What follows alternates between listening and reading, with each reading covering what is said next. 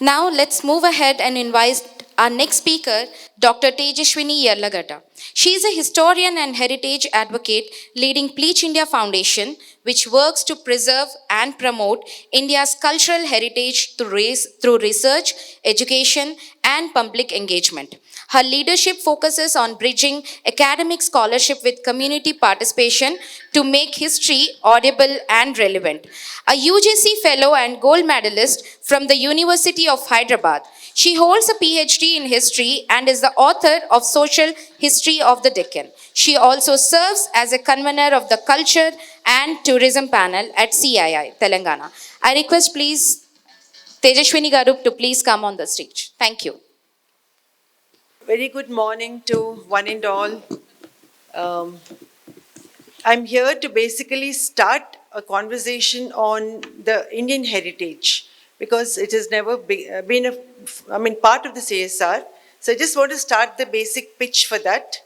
And I'm very happy to be speaking here in this August audience. So let me start with, say a few years ago, we started our journey, united by one conviction at Pleach India Foundation, that our heritage is not just our past, it's our power. We began with faith that protecting our heritage was protecting a part of ourselves. We tried to revive small pieces of India's living history, a forgotten stepwell, a crumbling temple, a fading craft, and neglected artifacts which are lying scattered throughout our country. We are blessed to have this rich heritage in our uh, country, actually, at every place, even the hinterland. But soon we faced the hard truth. Funding was almost impossible to find. Every door we knocked on, every CSR proposal we sent came back with the same answer. Heritage isn't a priority. And we understood health, education, livelihoods are vital. But what we couldn't understand was why heritage wasn't seen as part of them. Isn't heritage about livelihoods for artisans, guides, weavers, builders, and communities around them? Isn't it about well being, the pride, identity, and rootedness that sustain our mental health? Isn't it about empowerment, knowing where we come from and what we can build together? In business, we protect data because data builds intelligence and intelligence builds profit. But if we step back for a moment, we might ask what built the intelligence of this humanity? In our country, our temples, our stepwells, our monuments, all the historical structures were never just structures. They are the big data of our collective intelligence as a nation.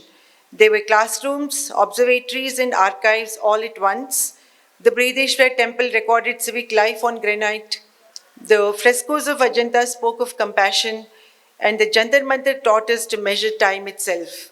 These aren't ruins, they are reminders of what India has always been, a creative civilization, and that creativity is our greatest inheritance, our unique cultural dividend, as powerful as a demographic dividend. When we restore a monument, we don't just save a structure, we revive a community.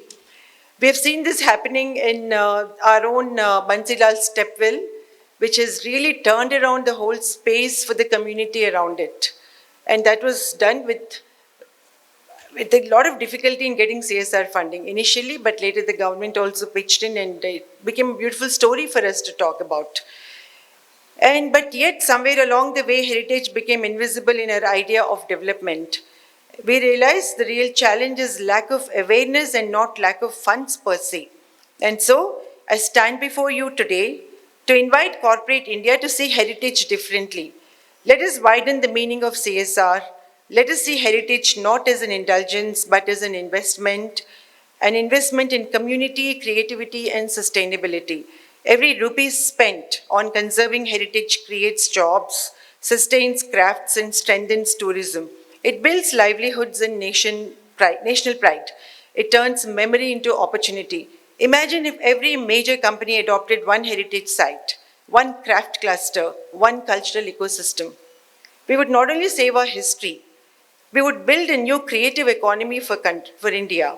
Uh, it is nowadays being popularly known as the orange economy, where culture drives commerce and heritage fuels innovation. Friends, heritage is not the story of yesterday.